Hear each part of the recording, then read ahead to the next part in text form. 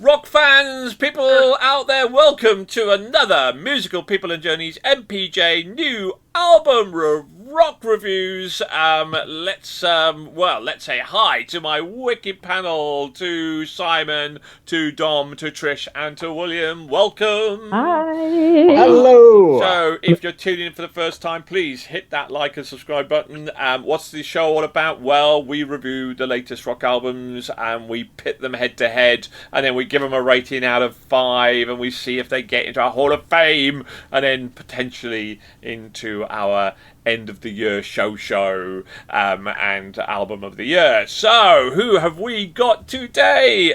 We have Wytch Hazel and their album For Sacrament, and they are up against False Memories with their album Hybrid Ego Systems. Dun, dun, dun.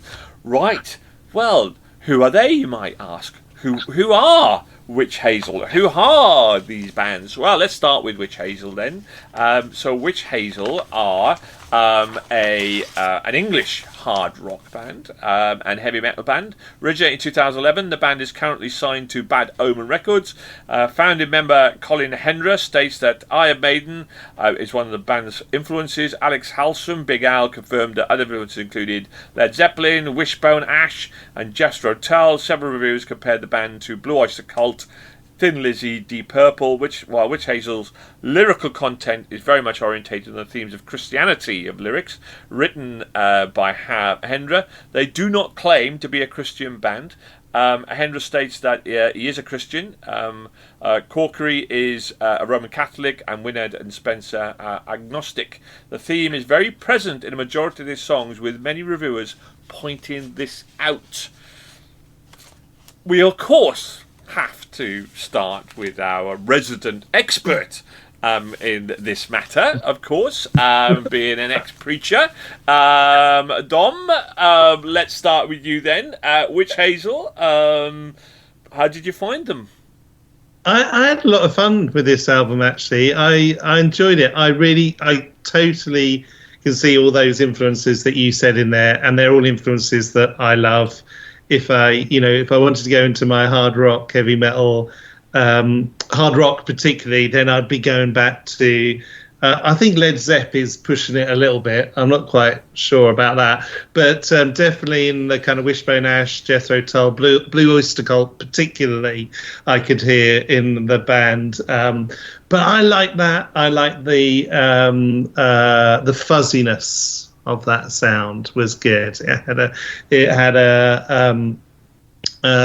found it just an enjoyable listen. In terms of the theme, yeah, I mean, it's kind of like picking on a theme that I know they've done before, and they go into that. But it was great. It was. I found it to be better than average. Was where I'd go with it. I enjoyed the sound, and I was taken away by that kind of slightly late 60s, early 70s fuzziness in there. That's me. Now, I got to ask you this because I was going to wait to my review, but it's quite interesting because I found that, did you think the lyricism was based on, rather than on actual Christianity stories, but just based on the mythology of Christianity rather than about Christianity in effect? Totally, absolutely. They're picking a theme which kind of works well with their style of music, and yeah, I agree with you totally. It was just picking it as giving it an edge and a theme, a kind of almost fantasy spirituality kind of theme, isn't it? Yeah. There's nothing wrong with that. Simon, what did you think? Would you categorise this as a bit of power metal? Yeah, maybe. I was going to say, this album sounds exactly like how I imagine the Wytch Hazel flower would sound like. Is that slightly hazy warmth, steeped in 70s groove with that zesty biting note at its height.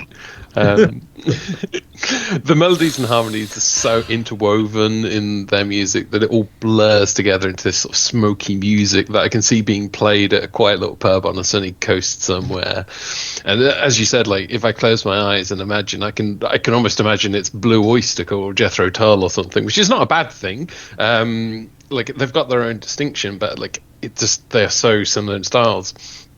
The track Time and Doubt stands out for me. I really like that song, except for the last 30 seconds where they do this sort of weird fade out of each of the audio tracks for like they cut out the drums and the guitars, and then they do the thing with the vocals, and then it goes to silence, and then they bring in this like quiet heartbeat, which is supposed to then lead into the next song, Strong Heart, but it doesn't really mesh with it, and it just means that when I'm listening to it alone away from the album, I just have to skip the last 30 seconds, which is really annoying. But apart from that, I did quite enjoy it. It's just an easy listening album. There's nothing offensive about it. It's just that kind of nice groove and vibing sort of sound. Will, did you get into the groove and the vibe of Wytch Hazel? Nope. I would class this as a quite hard listening, in the sense that I found it very hard to listen to every single song in this album. It's everything I don't like with that really oldie style of like 70s, 80s, 60s kind of music like that. I like metal, right? In the sense of I like metal of now. And the genre of heavy metal now is entirely different to what it was then. And so when I see something like, it's a metal band and it's hard rock metal, it's like, yeah, that's not, it's not, because it is, but it's not in the sense of what I like. And this is sort of everything I don't like in that kind of music.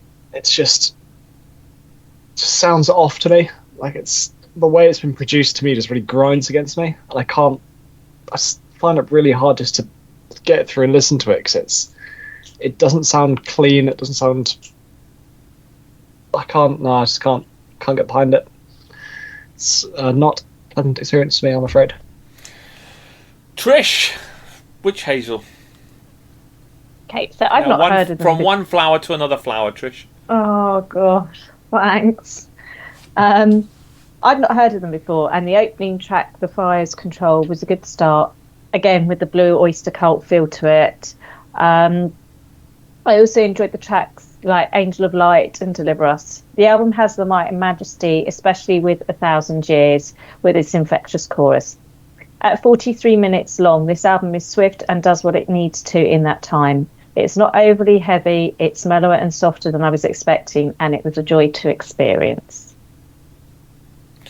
I'm really going to offend Will here because, first of all, obviously, I adore this album. And actually, if you were to take Sabaton and their lyricism, okay, and make a very softer, lighter version of Sabaton, then you would end up with Wytch Hazel. Because from a lyricism point of view, and I know I'm going to offend you here, but hear me out.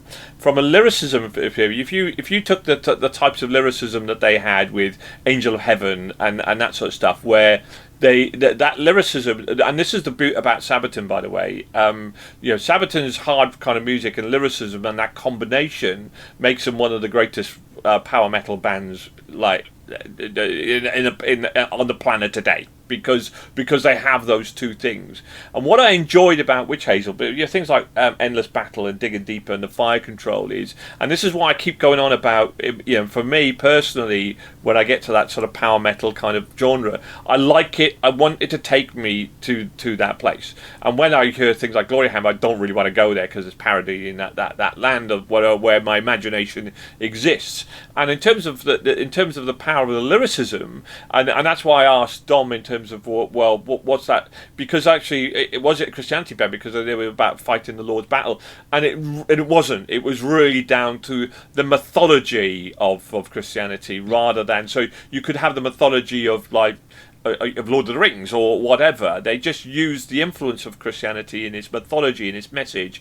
It wasn't about, oh, God is great and it's going to conquer all evil. Nothing like that in this album whatsoever. But I delighted in that lyricism. It took me to that place in time. I actually will go towards maybe towards a bias of combination of Blue Oyster Cult and Saxon as an example. In terms of that sort of style. But I love the melodicness of it all as well. It wasn't hard rock, but it was incredibly melodic and incredibly entrancing, enhancing, and almost hypnotic at times. I could literally, where was Sabaton, by the way? I'm in my face, I'm in the trenches, I'm there, it's amazing, and when you think like Dreadnought and you go like, you can picture it, and that's what I love about Sabaton as opposed to anybody else, and the combination. But I just love it. I love this influence, I love the melodic rock, and I love the way the lyricism took me to that place in time, and I thought it was just a absolutely divine album in so many different ways to other things. I can't put my finger on it. It just transported me to that place, and I absolutely adore this album. Loved it. It was right up my alley and really hit my sweet spot as well. So as you can imagine, I've given that a lot of thought. Let's swiftly moving on. They are up against False Memories and their album Hybrid Ego Systems. Who are they? The band was originally formed in 2015 by guitarist Francesco Servino and soon started working original material in 2016. The band released its self-titled EP, which included 4 original tracks and 1 cover, and as time progressed, the band's soundscapes got more mature and headed towards more goth rock metal sound. Invigorated by their new sound, the band started to work on the first album release, Chimerical.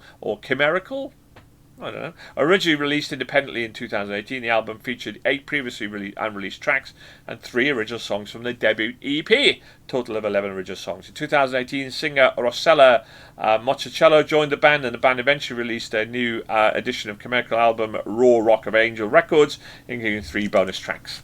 False Memories are going to release a new album via Frontier Records, and it is here now. The musical style is prog influenced with dark metal vibe.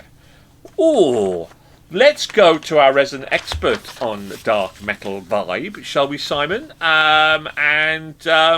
Let's start with you then. You do like a bit of dark metal vibe, don't you? How? Or am I just full of bullshit? Simon, tell us, what did you think of Wytch, Hazel and not Wytch, Hazel, False Memories? Sorry. Yeah, you're right, but you're normally all right. Sometimes you're right. Occasionally you're right. This album is a bit conflicting for me. Melodic gothic prog metal genres are a big tick for me. Female fronted, tick. Bit of a concept in the lyrics, tick. The main character, voiced by beautiful Siren's song, and the evil character, which Nigel hates, big tick. But it feels like the lyrics and vocal stylings don't quite marry up in some of the tracks. I've said this in a previous review with other bands, but the vocal range of the lead singer wants to sort of rise and soar, but is hampered by these short and tight lines at times. The growling vocals add a nice bit of edge to some tracks, and I personally like the blending of the two styles, but I would like to hear a bit more diversity in the style, as every track feels like this dark, broody tale without much let up from it. And when you're reviewing as an album of a whole, it can be a bit much. And I don't quite remember the guitars or the drums really getting a time to actually truly shine. There's the odd sort of bridging solo and stuff, but they don't really sort of speak out much. I think the band has a lot of potential, and the style can work really well. Fragments of Your Ego was a great track on the album, but I think they do need to maybe look at some ways to maximize that sort of individual vocal talents that they have. William, you also have been known to like a bit of dark metal vibe. Did this vibe for you? This album screamed at me and I enjoyed it. It's the screamy vocals, right? Which for me is an instant win because, as I say so many times, screamo has so much more emotion in it than most other types of singing because by its very nature of how it does it, it does. If But, you can understand what the hell they're saying. But, you don't need to always. It's fine.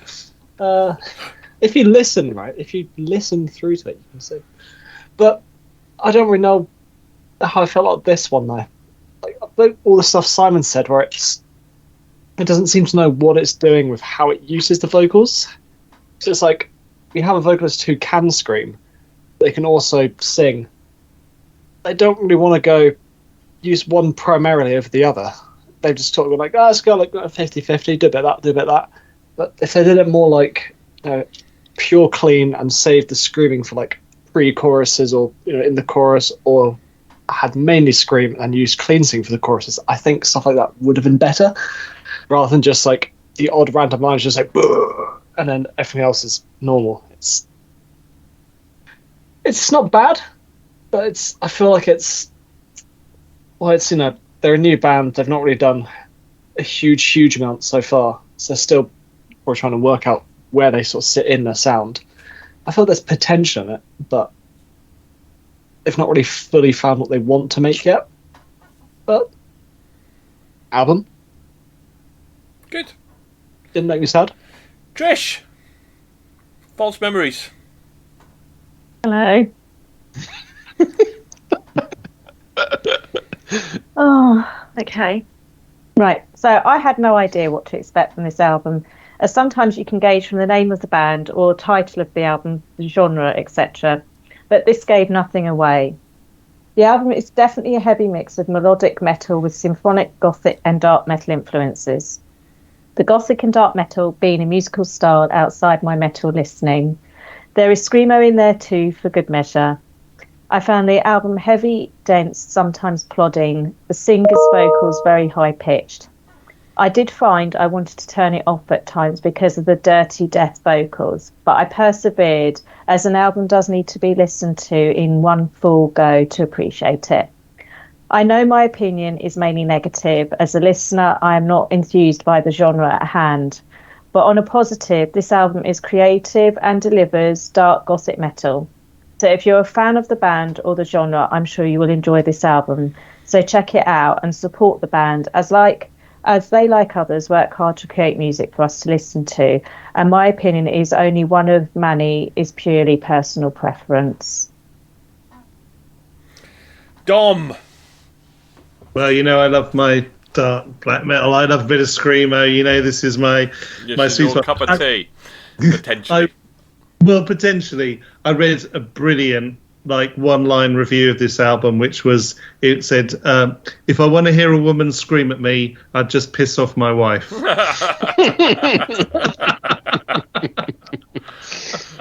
And I like a woman screaming at me. It's great. But I thought it was, you've got all the ticks in there, haven't you?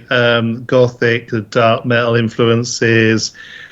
And it was heavy and dense, but then that kind of let it get a bit plodding sometimes as well. I agree that her high-pitched vocals, when she hits that, it was painful. Didn't enjoy that at all. And you want to just kind of turn down the volume, which is something I never do with heavy metal. It's normally when you turn it up. But that kind of piercing, and it was kind of redundant, really. I didn't quite get what was trying to be achieved in the album. So it felt conflicted, and I agree, I think, with Simon, that it was like this disconnect perhaps between the music and the lyrics. It was a bit confusing. I think it was it felt like a work in progress to me, actually. Felt like it needed just more doing to it. They're quite a young band, aren't they? They haven't actually released a lot of music. I also listened to their last album, and that was actually quite mediocre, if I'm honest. I didn't think a lot of their previous album, but so maybe they're a band that needs to grow a little bit. And but yeah, when we get into those death vocals, I love in a bit of that. That saw me through to the end. Where you see conflict into what they're trying to do, I see variation and I love variation in the album. Actually, this band has huge potential. I think huge potential. Where you don't like, short chart screamo, you want it to be more in your face. I like short chart screamo. I can tolerate it, and I think at times it actually accentuated the actual song. If it lasts more than 3 seconds, it's horrible. I think that. I quite like the album. I think Stains, Concrete, Shedding Skin, cracking tunes. At times, yes, I agree. It did get a bit too much screamer for me at times, but I like that. I tended to go. We've seen the likes of Black Orchid Empire and and a few other bands, White Raven Down, with that heavy kind of bass kind of heavier, darker kind of vibe, and I quite like it. It kind of resonates with me, but I also agree it kind of got a bit ploddy at times. But I think this band has got a lot of potential. I hope they don't go down the screamo kind of route, because then I'm going to turn the other way. But I like the fact that they try to accentuate some moments with a bit of screamo, and I think for me personally that worked. It worked for me, and it wasn't too much and overbearing. It did at times, obviously, but I quite enjoyed the album. I think that this band has got a lot of potential, really solid. I describe it as solid with a few cracking tracks in there as well. So I'm more likely, to add those 3 to my cool playlist, which they did, rather than probably listen to the whole album. But yeah, good album, good band. Good potential. Yeah, really good. Okay, well, let's find out. What album would we buy? Will any of them get into the hollowed turf of the hollowed grounds of our Hall of Fame? Let's find out then. So we started with Dom. So Dom, which Hazel? 3.5. I'm going to give it. Call yourself a Christian. So Simon, 3.5 seems good. Yeah, 3.5. Okay.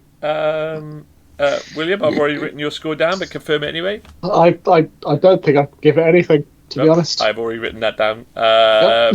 Shock of shocks.